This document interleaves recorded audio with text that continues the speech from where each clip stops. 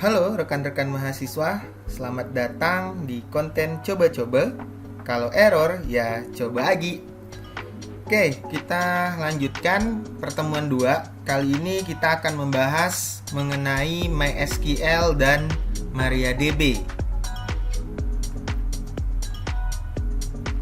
MySQL pengertiannya adalah sebuah program database server yang mampu menerima dan mengirimkan datanya dengan sangat cepat, multi-user, serta menggunakan perintah standar SQL atau struktur query language. Kalau di bahasa Melayu, artinya bahasa query terstruktur. Perbedaan antara MySQL dan SQL, MySQL adalah program database server, sedangkan SQL adalah bahasa yang digunakan di dalamnya atau bahasa programnya. Kemudian MariaDB yaitu seiring akuisisi dan dimilikinya MySQL oleh Oracle, maka pengembang awal MySQL membangun sebuah sistem manajemen database baru yang dinamakan MariaDB. DB itu artinya adalah database ya, kepanjangannya. Sehingga bisa dikatakan MariaDB merupakan open source pengembangan dari MySQL yang full free. Artinya gratis, nggak berbayar.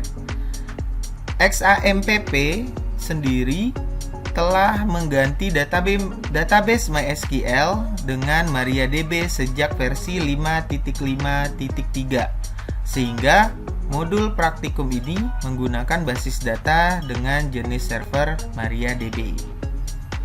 Oke, untuk itu kita lanjutkan saja dengan praktikum ke command prompt.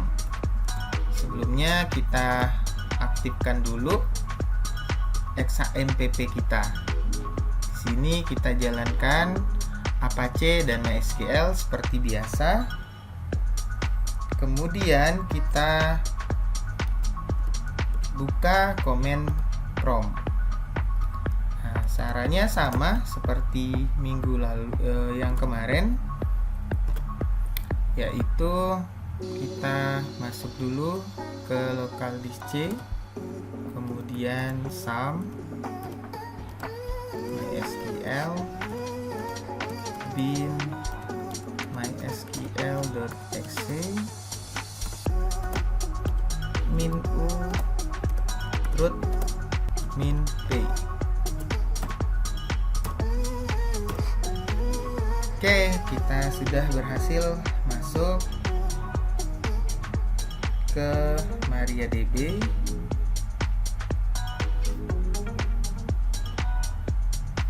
Selanjutnya di dalam MariaDB artinya kita sudah berhasil masuk ya.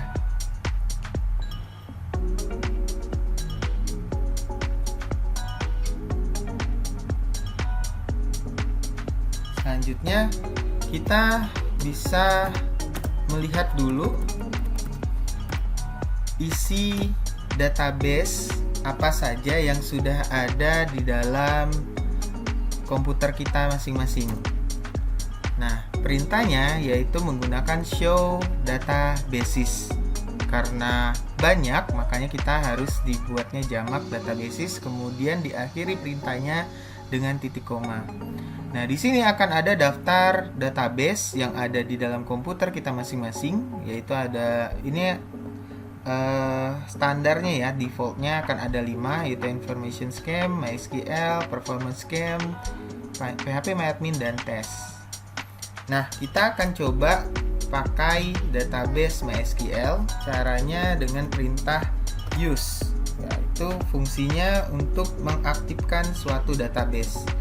Use, kemudian kita ketik nama databasenya, use MySQL, kemudian titik koma dan enter.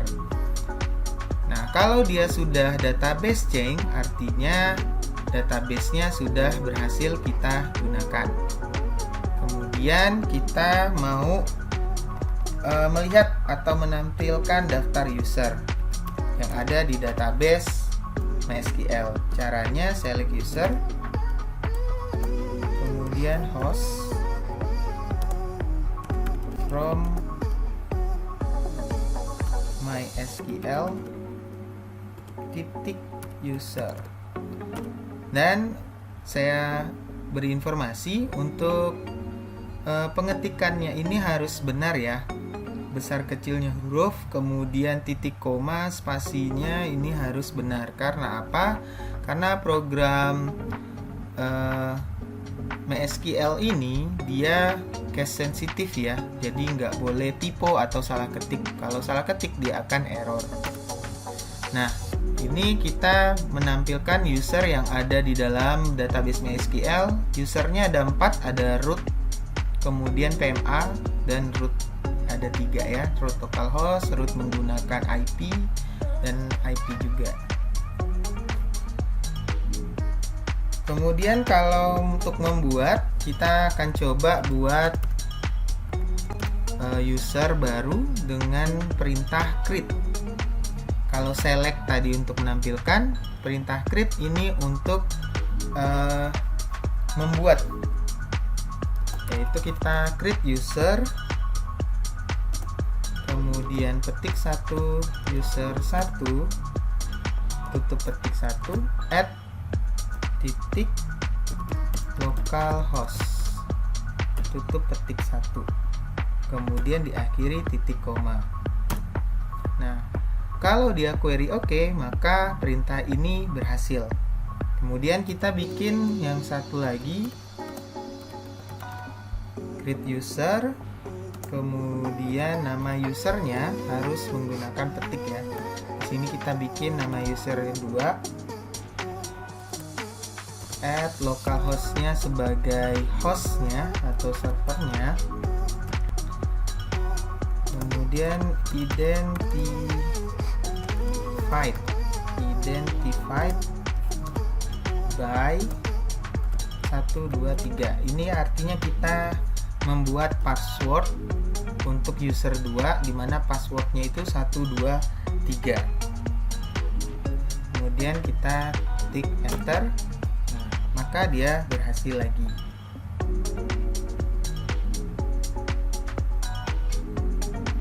Kemudian setelah itu kita bisa melakukan pengecekan lagi apakah user ini yang kita buat sudah ada atau belum. Caranya tinggal kita ketik perintah ini, atau bisa juga menggunakan kursor atas untuk supaya kita tidak mengetik lagi. Kita ketik enter. Nah, maka user 1 dan user 2 sudah ada di sini ya. Berarti kita sudah berhasil membuat 2 buah user. Kemudian untuk mengetesnya, kita keluar dulu dari perintah atau command prompt yang ini. Kita keluar dari user MySQL karena tadi kita kan menggunakan MySQL ya. Kita close dulu. Nah, di sini kita masuk lagi dengan cara yang pertama ke XAMPP MySQL i, kemudian usernya kita ganti tadi root, kita ganti dengan user 1, kemudian enter. Nah, di sini kita berhasil masuk menggunakan user 1, kemudian kita keluar lagi. Kita coba masuk dengan user 2 dengan passwordnya 1, 2, 3. Jadi kita nggak perlu ngetik passwordnya lagi ya. Nah, seperti itu sudah berhasil masuk juga.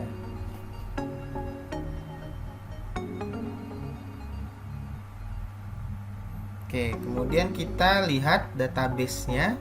Kita show database di user 2 ini ya. Nah, cuman ada information, scam, dan test. Cuman ada 2 saja. Kemudian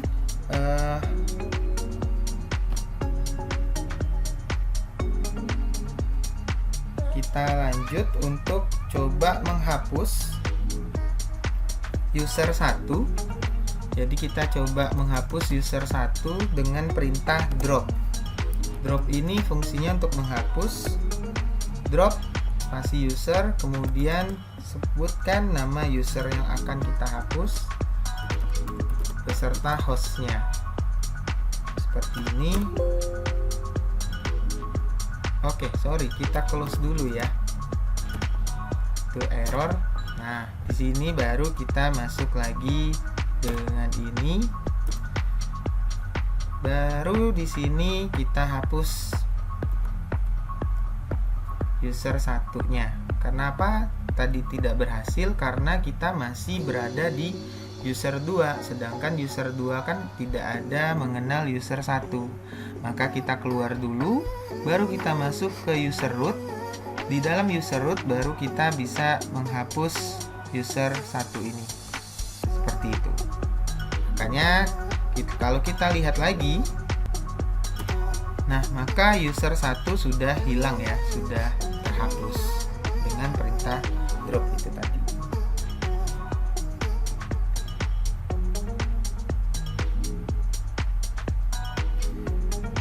Oke, kemudian kita lanjutkan dengan membuat database. Di sini kita coba show database lagi. Nah, di sini kita akan coba buat database baru dengan nama db_latihan1 titik koma. Nah, baru kita show lagi. Maka sudah berhasil. Di sini ada nama database yang baru yang sudah kita buat. Kemudian untuk menggunakannya, karena kita sudah membuat tadi, untuk menggunakan database-nya kita menggunakan perintah use _ db_latihan1. Oke, database change artinya sudah berhasil. Kemudian kita akan coba buat tabel. Kalau kita show tables di sini, apakah bisa? Empty set. Kenapa? Karena ada tabelnya belum ada kita buat. Nah, di sini kita bikin create table. Kemudian nama tabelnya apa? Di sini kita bikin saja MHS. Buka kurung, enter. Kemudian kita tuliskan fieldnya. Yang pertama ada field name dengan saya buat tipe data char. Untuk jumlah karakter yang bisa digunakan ada 8. Kemudian field yang kedua nama dengan tipe data varchar. Kenapa pakai varchar? Karena untuk varchar ini jumlah karakternya variabel ya. Jadi untuk jumlah data yang tidak tetap itu bisa menggunakan varchar. Karena apa? Nah, contoh kayak nama, datanya kan pasti berbeda-beda tiap orang jumlah karakternya, sedangkan name pasti 8, makanya kita menggunakan char seperti itu. Kemudian alamat kita gunakan varchar juga, tipe datanya, kemudian size-nya 70. Kita akhiri tutup kurungnya. Di sini tutup untuk kurung yang di sini. Kemudian titik koma. Enter. Nah, maka query OK sudah berhasil. Baru kita show tables. Nah, maka sudah ada tabel MHS di sini. Kemudian kenapa varchar ini kita gunakan untuk data-data yang jumlah datanya variatif? Karena untuk varchar penyimpanannya, misalnya kita nama orang ada 4 karakter tapi kita sediakan 40, maka yang akan disimpan hanya 4 karakter saja. Sedangkan kalau kita menggunakan char, kita sediakan 8 tapi kita gunakan hanya 4 karakter, tetap akan disimpan 8 dan itu akan mempengaruhi kapasitas memori. Kemudian setelah kita buat tabelnya berhasil, kita mau lihat lagi strukturnya atau deskripsi dari tabel mahasiswa. Tinggal kita dash, kemudian titik koma. Nah, maka dia akan memunculkan fieldnya apa saja, tipenya 0, artinya dia boleh kosong datanya. Kalau yes, maka dia boleh. Key di sini harusnya kalau kita nanti bikin kunci uniknya atau primary key, nanti dia akan ada key di sini. Kemudian default dia 0 semua, artinya ya sebelum datanya diisi maka dia akan kosong semua, seperti itu. Kemudian ada namanya pemberian hak akses ya. Contoh, kita akan memberi hak akses menggunakan perintah grant. Jadi hak akses dari database DB latihan 1 ini kita bisa berikan ke user yang lain. Di sini tabel mahasiswa kita berikan ke user 2.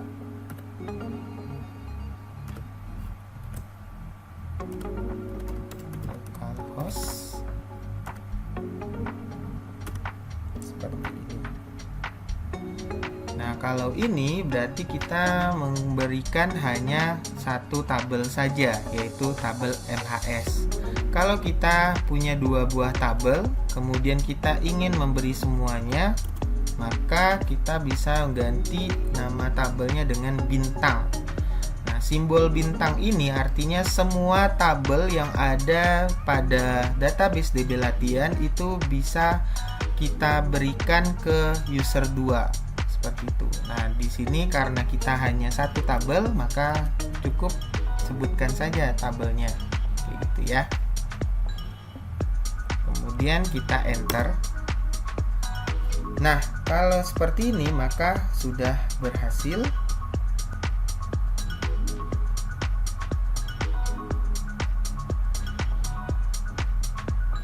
Atau perintah yang select ini bisa juga kita grant all, seperti itu, untuk memberikan semuanya secara penuh.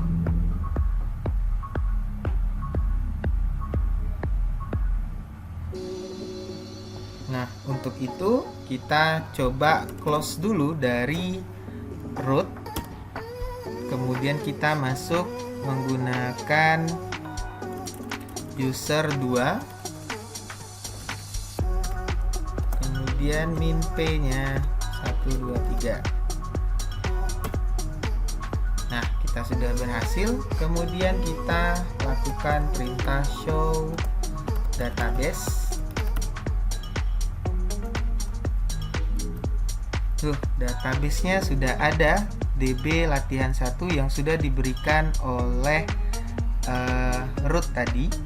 Kemudian kita tampilkan tabel.